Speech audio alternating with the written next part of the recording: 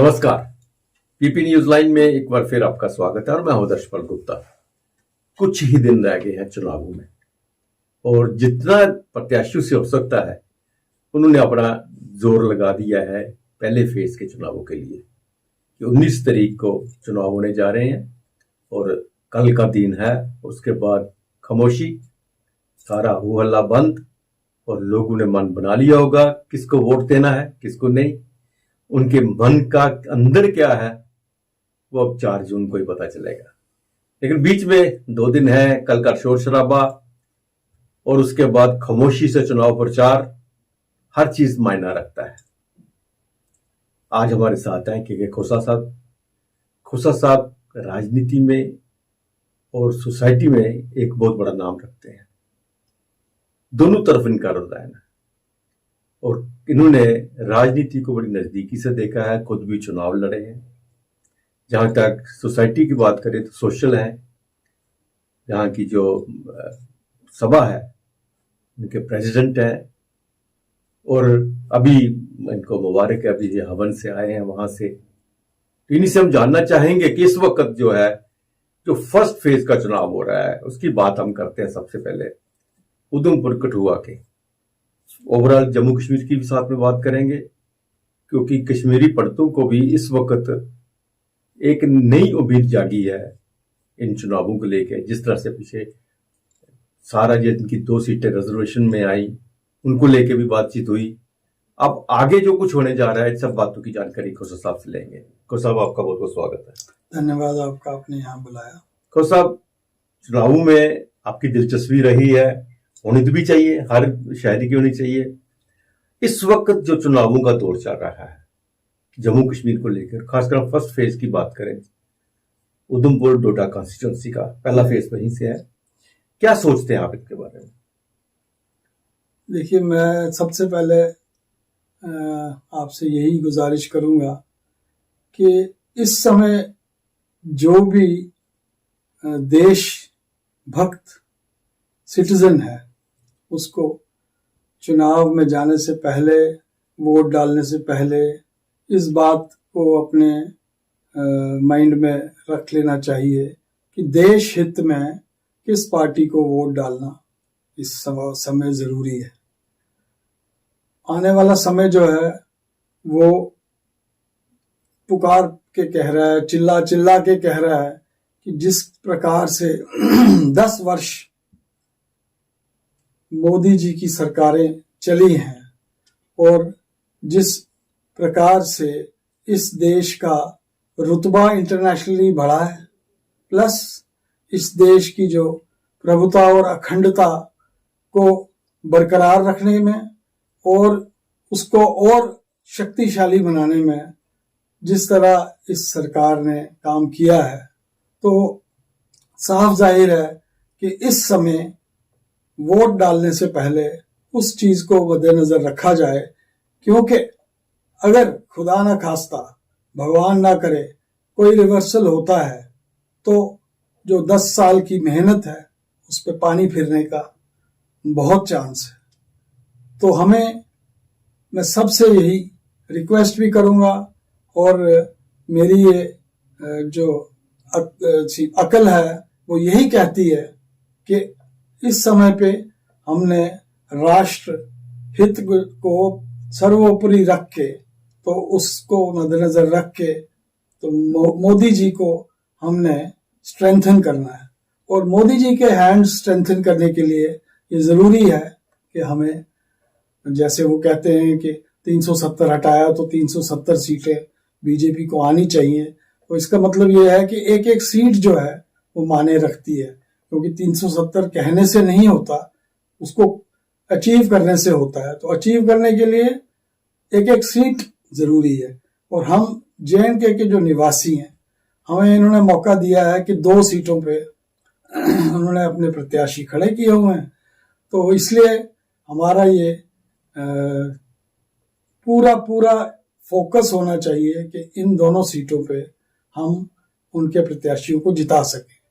और दूसरी बात ये जरूर कहूंगा कि अगर हम कहते हैं कि मोदी जी के हाथ स्ट्रेंथन करने हैं, तो उनके हाथ स्ट्रेंथन तभी हो सकते हैं कि जो उन्होंने प्रत्याशी हमें दिए हैं, चाहे हमें मन में ऐसा भी लगता हो कि नहीं कोई चेंज होनी चाहिए थी, लेकिन चूंकि वही प्रत्याशी दिए हैं, इसका मतलब ये है, और हम ये समझते हैं कि मोदी जी जो हैं उन्होंने बहुत ही अच्छा काम किया और देश को एक सुरक्षित लेवल पर पहुंचाने में उन्होंने पूरी भूमिका निभाई है। तो उन्होंने ही अगर इन लोगों को चुनाव में अपने प्रत्याशी घोषित किए हैं, तो इसका मतलब है कि उनको अपनी सरकार चलाने के लिए इन लोगों की अशद जरूरत है। खास करके मैं बात करूंगा 19 तारीख को जो उधमपुर कठुआ कॉन्स्टिट्यूंसी का जो चुनाव होने जा रहा है, उसमें डॉक्टर जितेंद्र सिंह को उन्होंने प्रत्याशी बनाया है एक बार फिर से, जिन्होंने कि 10 साल पीएमओ में काम किया है। इसका मतलब यही है कि मोदी जी के जो पॉलिसीज हैं उनकी इम्प्लीमेंटेशन में हमारे डॉक्टर जितेंद्र सिंह ने काफी अच्छा रोल अदा किया होगा, तभी उन्होंने एक बार फिर से उनकी सर्विसेज अपने को मुयस्सर कराने के लिए दोबारा से उनको मैंडेट दिया है। तो इसलिए मैं यही समझता हूं कि इस टाइम पे बहुत ही जरूरत है कि एक सशक्त गवर्नमेंट दोबारा से आए। पिछले 5 साल तो बहुत अच्छे निकले, क्योंकि सिंगल पार्टी रूल कर रही थी, मेजॉरिटी में थी, वो 303 सीटें ली हुई थी, प्लस उनके एनडीए में और ज्यादा भी थे। तो अब उससे भी ज्यादा हो, तो जैसे मोदी जी ने कहा कि हम और बड़ी बड़ी चेंजेस लाना चाहते हैं, तो वो चेंजेस लाने के लिए हमें उनके हाथ स्ट्रेंथन करने पड़ेंगे। और इस बात का हमें डर नहीं होना चाहिए कि वो जो चेंजेस कह रहे हैं वो कोई किसी नेगेटिव सेंस में कोई चेंजेस कह रहे हैं, क्योंकि बहुत सारे ऐसे जो ओपोनेंट्स हैं जो उनका जिनका कोई इकोसिस्टम से जोड़ है, जो कि देश विरोधी ताकतें हैं, तो वो लोग ये कहते हैं कि अगर तीसरी बार मोदी जी आए तो हो सकता है कॉन्स्टिट्यूशन में कोई ऐसी चीजें कर दे या चेंजेस कर दे जो राष्ट्रहित में नहीं होंगी। लेकिन मैं उनको यकीन दिलाना चाहता हूं कि राष्ट्रहित के अलावा और नरेंद्र मोदी ने कोई भी जो है अपना एम या ऑब्जेक्टिव अपने सामने गवर्नेंस में नहीं रखा। हर बार राष्ट्रहित, और हर बार जो वो ऐसे जो फैसले हैं जो कि अनपैलेटेबल फैसले भी उन्होंने किए, जो वोट्स को मद्देनजर रख के नहीं, लेकिन वो राष्ट्रहित में थे, तो इसलिए हमने वो फैसले किए। खोस साहब, आप एक मठ सभा है, हम पहले बहुत पुरानी मठ सभा है ये, उसके प्रेसिडेंट भी हैं, और हाल ही में एक कांग्रेस की प्रेस कॉन्फ्रेंस हुई है, इसके प्रेसिडेंट वकार रसूल है, वहां पे कोई कश्मीरी हिंदू फोरम है ऑल इंडिया का, कोई रतन लाल उनके प्रेसिडेंट है, उन्होंने कहा जी हम कांग्रेस ज्वाइन कर रहे हैं और हमारे जो कश्मीरी पंडित हैं वो सारे के सारे जो है कांग्रेस को सपोर्ट करेंगे। कहां तक आप सहमत है कि कोई एक आदमी उठ के जाए और आप सबकी बात करे और कहे कि हम सब कांग्रेस को सपोर्ट करेंगे? और आपसे क्या पूछ के वो गए थे, जब बाकी जो सभाएं थी उनसे बातचीत हुई थी, क्या कश्मीरी पंडित उनके कहने से वोट कर सकते हैं? ये आपने एक बड़ा अहम सवाल मुझे दिया है। सवाल यह है कि कश्मीरी पंडित सभा जो है वो एक सेंचुरी से ऊपर पुरानी सभा है, और यहाँ पे जो प्रेसिडेंट्स रहे हैं वो हमारी कश्मीरी पंडित कम्युनिटी के और इस स्टेट के टॉप लीडरशिप में से लोग हैं जिन्होंने इसको लीडरशिप दी है इतने साल से।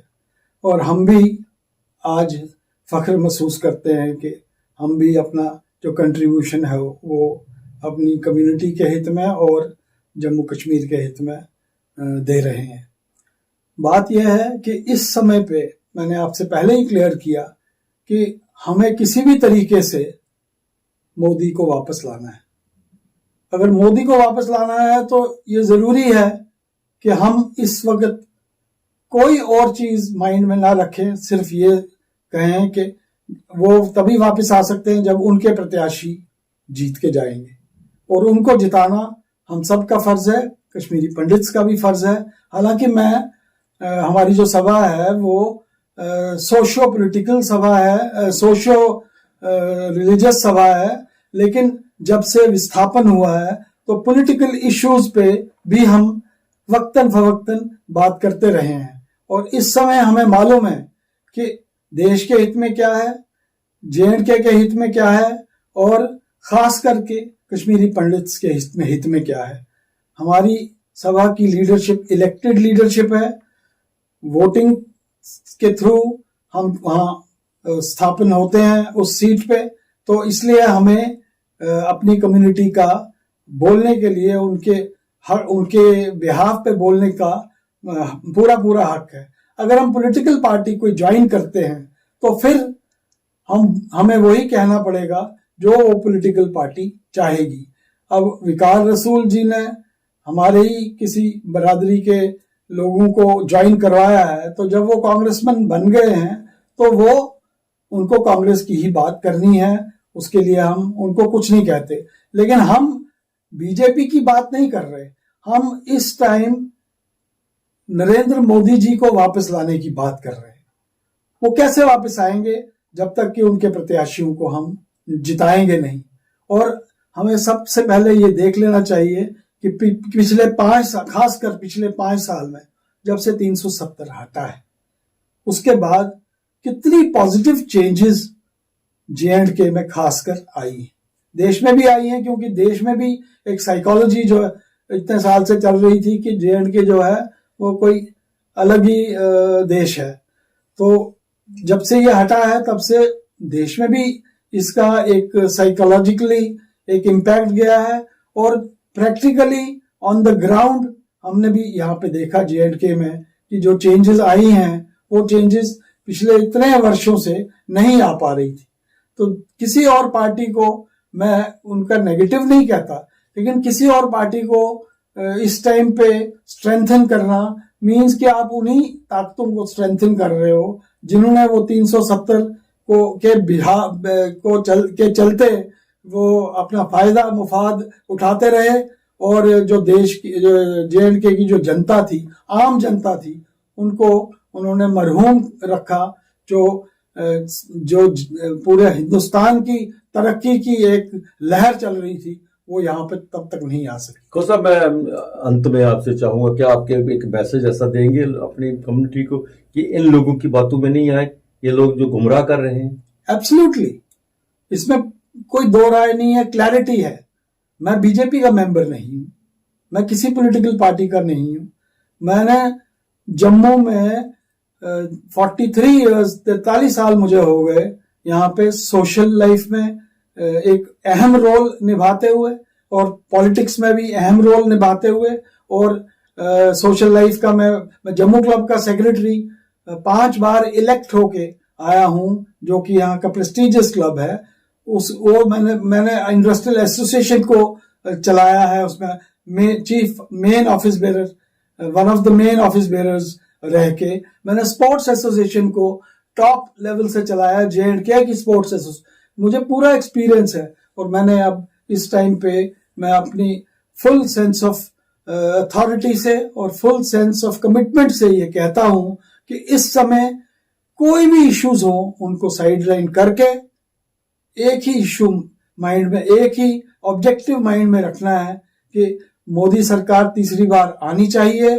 और उसमें हमारी जो कंट्रीब्यूशन है 2 सीटों की है इस टाइम, वो 2 सीटें जो हैं वो उनकी झोली में डालनी है। स्पेशली जो मैं इसलिए बात करूंगा क्योंकि 19 तारीख को पहला फेज है, उस सीट पे डॉक्टर जितेंद्र सिंह को जिताना ही हमारा फर्ज है। जितने भी कश्मीरी पंडित, जितने भी वोट उसमें हैं, चाहे मिनिस्क्यूल माइनॉरिटी क्यों ना हो, लेकिन उनका ये फर्ज बनता है कि इस टाइम पे वो उनके हाथ स्ट्रेंथन करें, उनको वो जिता दें, ताकि आने वाला समय जो है वो सुनहरी युग रहे, और आने वाले समय में हम लोग जो है हमारी घर वापसी कश्मीर में वो हो सके।